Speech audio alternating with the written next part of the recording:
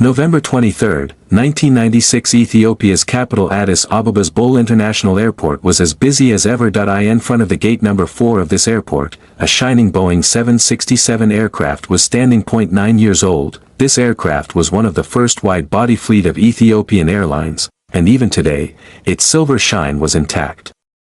This flight Ethiopian Airlines was ready to fly as Flight 961. Flight 961 was a multi-stop regional flight Addis Ababa, first to Nairobi, then Brazzaville, then Lagos, and finally to Abidjan. There were a total of 175 people on this flight, including citizens of 36 different countries and 20 Indians. There were 12 crew members on this plane, the command of Captain Leo Labate, who had an experience of about 11,500 flying hours, of which 4,000 hours had passed on the Boeing 767.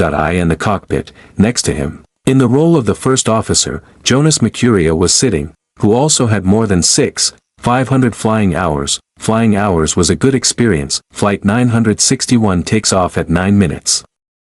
At 11 a.m., blowing the dust of runway. As soon as the plane starts to catch altitude, the city of Addis Ababa is left behind and the golden sheet of the jungles of the world can be seen below. In a short while, the plane reaches its cruising altitude, that is, the height of 39,000 feet. The passengers in the plane were sitting completely relaxed. Someone was looking out of the window and looking at the beautiful scenery outside. Someone is busy reading books or magazines. Some people were talking to each other in a low voice, while some were quietly enjoying their journey. The cabin crew is also involved in the preparation of serving drinks. Everything was normal in the cockpit of the plane. Captain Leo Labate and First Officer Jonas Mercuria were doing routine talks. No one had any idea that something was going to happen on this plane today that no one would have imagined in their bad dreams. The people who were completely relaxed and enjoying the journey were soon going to be part of such a terrible incident that which was going to be included in the most painful and heart-wrenching events of aviation history in the future. Exactly 20 minutes after takeoff, when the plane was flying at its cruising altitude, suddenly 3 people stand with terrifying intentions and come to the alleyway of the fast-running cabin. The intentions of the 3 were not good at all. As long as people could understand something, one of the 3 shouted, "Everyone is sitting, keep sitting like that. I have a bomb that if anyone tries to move, I will blow this plane with a bomb." As soon as everyone hear this, there is silence in the whole cabin. As soon as the drink service is about to start, the steps of the flight attendant suddenly freeze like ice. Passengers are surprised and start looking at each other. At first, no one believes it, but in a little while, everyone realizes from the violent behavior and threatening threats of those 3 people that this is not a joke. Ethiopian Airlines Flight 961 indeed has been hijacked. The Boeing 767 was en route to Kenya from Ethiopia when 3 Ethiopians hijacked the plane. They threatened to blow up the aircraft. The guy was one of 3 Ethiopian hijackers who stormed the cockpit, brandishing the jet's fire extinguisher and emergency axe. They demanded that the plane go to Australia, an 8-hour flight. I told the lead hijacker, "Guy, you have 30 minutes to leave, unless you allow me to lie, and refuel. We cannot make it to Australia." The hostess was up front and I told her that she should prepare them more for the ditching and that they would have to be in brace positions by impact and that we most probably wouldn't be able to make any announcements for impact. The Boeing 767 plunged into the reef at about 180 miles per hour, breaking up and sending passengers hurtling into the bay. After threatening the passengers, the 3 hijackers quickly reached the cockpit door and opened it with a snap and enter the cockpit. One of them had a fire extinguisher in his hand, the other had a plane crash axe in his hand, and the third had big gloves in his hand, and he was claiming that there was a bomb in the gloves. Captain Leolabate was sitting on a seat in the cockpit and the first officer Jonas Mercuria was sitting on the second seat. As soon as the hijackers entered the cockpit, the first officer Jonas Mercuria was in fire extinguisher. They beat them so much that blood starts flowing from their heads. After this, the 3 hijackers push the first officer Jonas Mercuria and throw him out of the cockpit. Now only Captain Lowell was in the cockpit and he was a hijacker among the 3 hijackers. One of them was the hijacker, who was the most important among the 3. He sits on the empty seat of First Officer Yunus and Captain Leo Labate tells him to take the plane to Australia. There are not just 3 of us in this plane, but 11 people. And if you refuse to listen to us, then all of us will be killed. There were only 3 hijackers and they counted their number as 11. Just to scare the pilot, so that he would be afraid and listen to them. the impact of the beating done by their lie and first officers also affected Captain Leo Labate. Captain Leo Labate suddenly gets scared and gets suffocated hearing the demand to take the hijackers' plane to Australia. This plane was just flying over East Africa. And to go to Australia, it had to cross the Indian Ocean. That is, according to this, the plane had to cover a distance of about 10,000 kilometers, but the difficulty was that according to its destination in the plane, only 3.5 hours of fuel was loaded, while to reach Australia, at least 10 to 11 hours of fuel was required. That is, with the fuel in the plane, Australia could not even reach half the way to Australia. That is why Captain Leo tells the hijacker, "There is no enough fuel in the plane to go to Australia, that we will have to stop somewhere before refueling the plane." But the hijackers were not ready to listen to anything. They were afraid that if the plane stopped somewhere in the middle, they will be caught, so they refused to listen to the pilot. The limit was reached when a hijacker takes out the safety of Ethiopian Airlines in Flight magazine and shows it to the pilot, who has a Boeing 767. In this magazine, it was written that this plane can fly for 11 hours without stopping. Captain Leo soon realized that these hijackers are new and they have no technical knowledge about the plane. Captain Leo explains to the hijackers that what is written in it is only possible when the fuel is present in the plane to fly for so many hours. After this, they also show the fuel quantity indicator to the hijackers that the current fuel is how much less. In addition, they also try to explain that the 11-hour range is only available when the tank is fully filled, there is no full payload and the air is comfortable.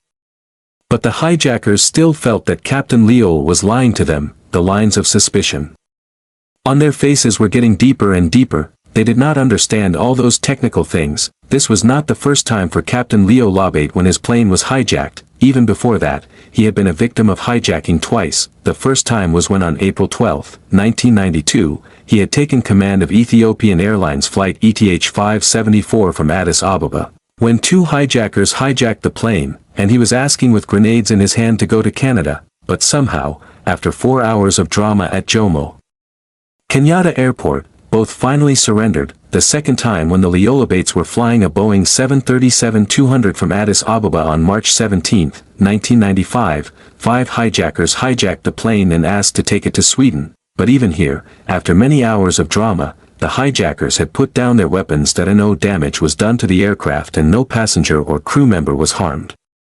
But this time the matter was completely different. The hijackers had a strange madness in their eyes. The 3 of them were constantly drinking, and even after the pilot explained a lot, they were adamant to take the plane to Australia. It was clear from the way they looked that all 3 hijackers were from Ethiopia, but the surprising thing was that these people were talking to each other in French, which was not a common thing for Ethiopians.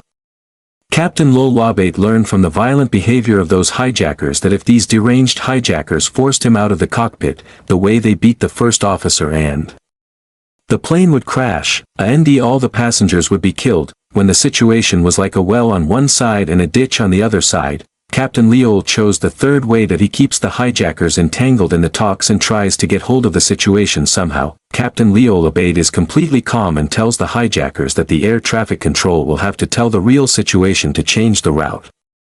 The hijackers somehow agree to this. This was a big opportunity for Captain Leo Labate that he contact Addis Ababa Area Control and inform them that Flight 961 has been hijacked and the hijackers wants the plane to go Australia, but we don't have that much fuel. After hearing so much, Addis Ababa gets confused in area control. Everyone gets involved in trying to control the situation. Captain Lol starts waiting for their response. But at the same time he slowly starts turning the plane towards the coast, but he had thought that the plane should not be taken above the sea. Meanwhile, 2 hijackers come out of the cockpit and enter the cabin, and then he announces in English, French and Ethiopian language Amharic that the plane is now under his control. If anyone shows any smartness, the whole plane will be blown away by a bomb. The face of every person on the plane turns white out of fear. No one understood what would happen next. Everyone was just sitting with their hearts, here in the cockpit. Only the lead hijacker was left with Captain Lol.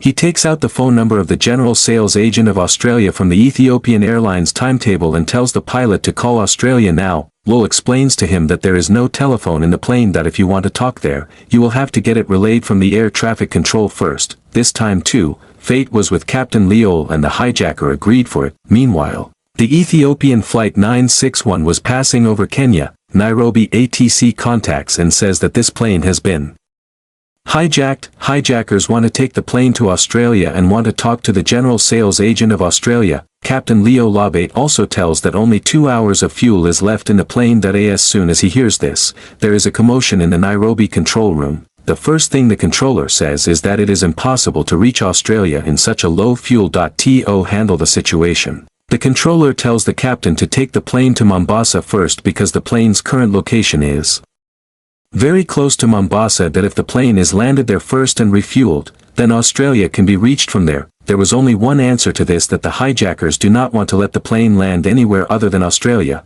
After this, Captain Leo the loudspeaker of the cockpit so that the hijackers can hear everything clearly. Now whatever was going on was going straight into the ears of the hijackers. Looking at the Nairobi Center opportunity, the hijacker says directly that it is impossible to reach Australia in 2 hours of fuel. It is possible to reach Australia from Mombasa after refueling, but the hijackers do not give any answer to the Nairobi Center. The hijackers were afraid that if they land somewhere in the middle, they will be caught. The lead hijacker expressed his fear in the form of anger. His eyes were red and he suddenly got up from the seat in anger and pulled the headset from Lyle's head in a jolt, and then he also took off his sunglasses and threw them on the ground. Nairobi's controller repeatedly he kept trying to contact, but there was no answer from this side. After this, the lead hijacker sits back on the seat of the first officer. He was playing with the flight control buttons as if a child was playing a new game. After a while, Leo tried for the last time and said in a very low and tired voice, "The fuel is running out and now only a few minutes are left. If we don't land soon, anything can happen." But the lead hijacker does not hear a single thing. His eyes were now showing madness clearly. He suddenly screams and gives orders, "Enough is enough, now turn straight to the sea and take the plane away from the ground." With the passage of time, now every minute was getting heavier. The vast Indian Ocean was waiting below, and this plane full of 175 people was now moving towards death. It was becoming difficult to breathe in the cockpit. This dangerous game that was going on for hours had now reached its most dangerous turn. Leo's eyes were fixed on the instrument panel. The fuel gas needles were slipping down quickly, as if the countdown to death was going on. The light of the day was still outside, but in front of the eyes of the people present in the plane, the darkness began to spread due to fear. Captain Lolabate was not ready to give up even at this moment. During this time, when the plane was flying over the Comoros Islands, then he sees the runway of Moroni International Airport. He takes care of the plane a lot and starts circling 15 to 20 nautical miles south of the airport runway. His plan was that he would land here when the plane's fuel ran out, but in the meantime, the lead hijacker again gives a warning to the captain and says that keep the plane towards the SEA. In the meantime, as soon as the fuel is very low, the right engine failed at 11.41. As soon as the right engine is turned off, the whole plane shakes in a jolt and a strange sound is heard. Now the lead hijacker was also clearly seeing the red warning message on the icas. He gets scared and suddenly goes out of the cabin to talk to his companions. Captain Lowell takes advantage of this opportunity and warns the passengers with a mic and says, "Ladies and gentlemen, this is your pilot. The fuel of the plane has run out and the engine of the plane has also gone bad. All of you get ready for the crash landing and if possible, try to face the hijackers." As soon as the captain hears this announcement, the lead hijacker comes back to the cockpit while running and in anger, he snatches the mic from the Lowell's hand and throws it away. After a while, the left engine also stops. This is the most dangerous situation for such a large aircraft. The plane was no longer in anyone's control. It glides in the air and starts falling down quickly. When the pilot realized that the plane was going down, he panicked. He shouted at the captain to keep the plane at 39,000 feet. He felt that the pilot was deliberately going down. This time, Captain Leo Labate's patience is also answered, and he also said in a loud voice that all the fuel of the plane has run out and both the engines are off. Now it is impossible to keep the aircraft up. Now this plane will keep descending and no one can stop it. On this, the lead hijacker stops for a while and looks at the captain and says, with a very mysterious smile, "No problem, now we will die together." Captain Leo was absolutely surprised by his answer. Where there was tension in the cockpit, the same situation inside the cabin had become more terrible. The cries of the children were echoing everywhere. Women and men were screaming in fear. Many people were closing their eyes on their seats, clutching as if they were waiting for death. Some people were praying, while some were holding pictures of their families in their hands. Even In such a time, no one dared to oppose the hijackers. Everyone was afraid that if anyone tried even a little bit, the hijackers would blow the plane with a bomb. But the truth was that people were in the hijackers' gloves, which they thought was a bomb, but in reality it was a bottle of alcohol which was covered. If this truth had come to light in time, people would have faced those hijackers and death would not have stood on their heads like this. In the meantime, the first officer, Jonas, starts to assess the situation. That he saw that most of the passengers had already blown the life jacket due to fear. Seeing this, he lost his mind. He, along with the rest of the crew, instructs everyone to stay calm and not to blow the life jacket now, and then he comes to the cockpit to help Captain Lul. He, along with the rest of the crew, instructs everyone to stay calm and not to blow the life jacket now. Captain Lul now understood clearly that it is impossible to take the plane to any airport. So he decides to drop the plane in the sea at the last moment. That he was deliberately taking the plane in the direction of the sea where the ground was closest, so that if anyone survives after the crash landing, there is a little hope of rescue. There were only a few seconds left. The plane starts falling from the north coast of Grande Comoro in the Indian Ocean at a speed of 200 knots. There was a village called Mitsumailai below, and the white sand of the Galava beach was shining right in front of it. This beach was the most famous tourist destination of Comoros at that time, where there were big resorts and hotels. The sun was very good that day too, the waves were calm and the people on the beach were enjoying. A South African couple was standing with a camera in their hand. When they saw such a big plane flying so low from a distance, they first thought that maybe some air show is going on. They started recording the video with a smile. Here in the cockpit, Captain Lul and First Officer Jonas were trying their last. They wanted to keep the plane with the waves so that the wing does not hit directly and as many people as possible are saved. Both kept controlling the plane until the last moment, but now nothing was in their hands. The plane kisses the water of the sea and suddenly the left wing is stuck in the water. As soon as the left wing cuts the water and enters the sea, the whole plane pulls towards it. The plane jumps on the water several times and then collides with the coral reef.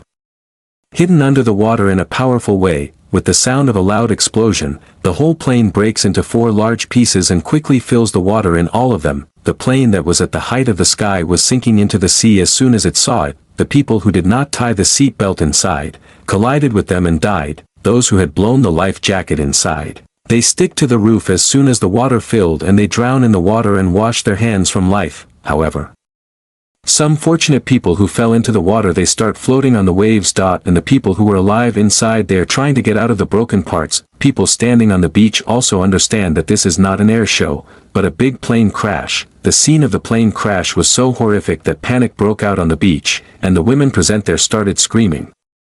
The plane just passed through the beach, has crashed in the middle of the beach, and the women on the beach started to scream. 500 meters away, but there was a distance of life and death in those 500 meters. This place was right in front of the biggest resort of Comoros.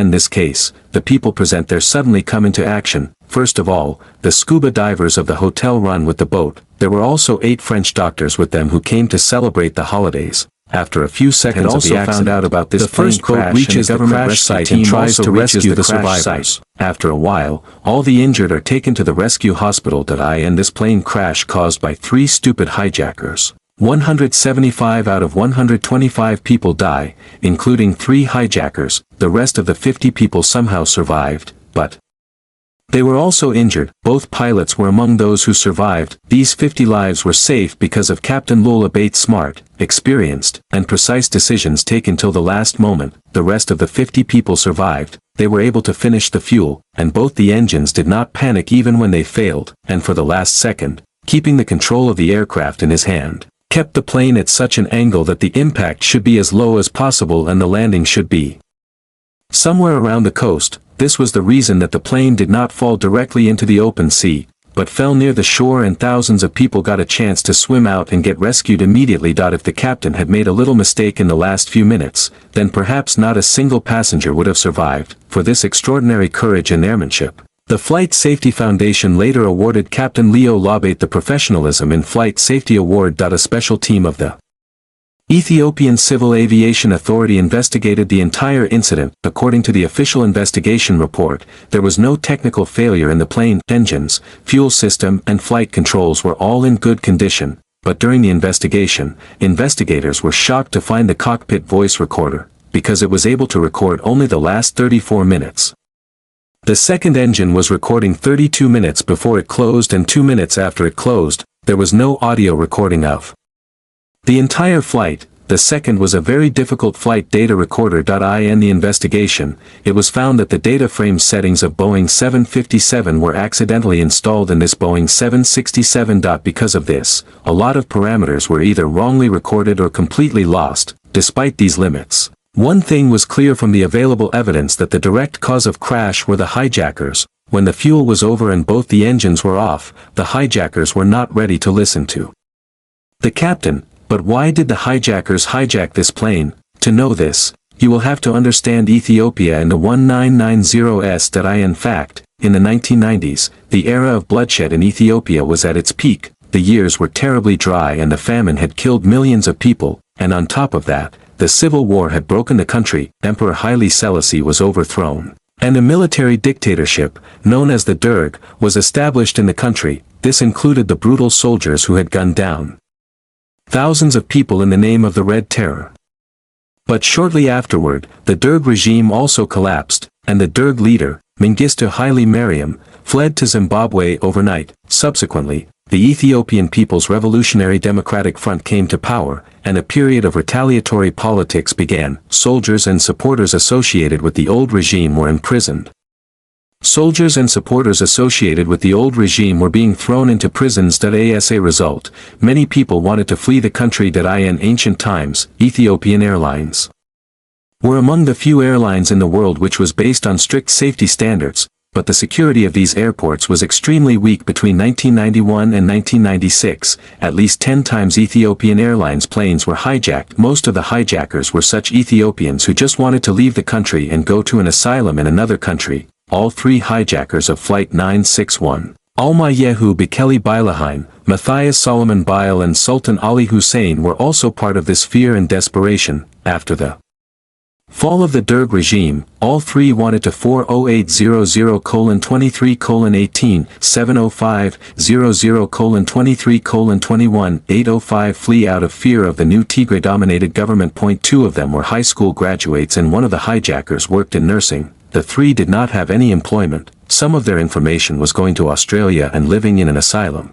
So they also wanted to go to Australia and settle their lives, but the way they chose for this, because of that, the lives of those 322 innocent people were lost. Ethiopian Airlines Flight 961 shook up the global aviation industry. This incident has aroused many weaknesses at the same time, and then many have improved. To stop the hijackings, since 1998, Ethiopian Airlines has started placing undercover armed marshals on Africa, Middle East and some European routes, apart from Addis Ababa.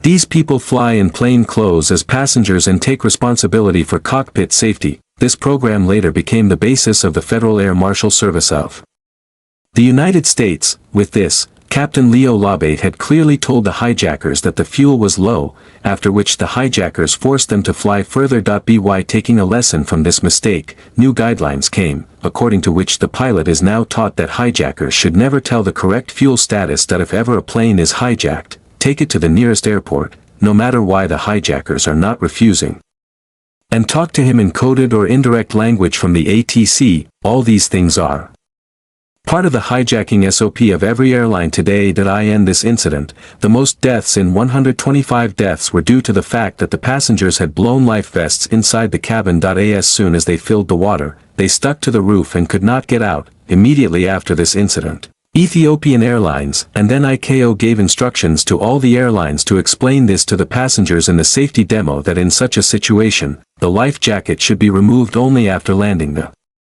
flight. Along with this, there were people from about 36 countries in the flight, and during the emergency, only announcements were being made in English, due to which many passengers could not understand the words of the crew properly. After this, Ethiopian Airlines made most of their international flights per emergency situation made multilingual announcement. Ethiopia intelligence agencies, real-time information sharing, SHIHI, or asylum seeker politically dissatisfied passengers profile per cast, were keyed. In this era, the cockpit door was unlocked and there was no strong lock in them. the hijackers took advantage of this weakness and entered the cockpit. This incident proved how dangerous the open cockpit door is. However, there was no change in it after this. But in 2001, when Al-Qaeda terrorists hijacked 4 planes in America and carried out a terrorist attack like 9/11, after that, all the airlines have made the doors of the bulletproof and always locked cockpits mandatory. If this story has left you down to the inside,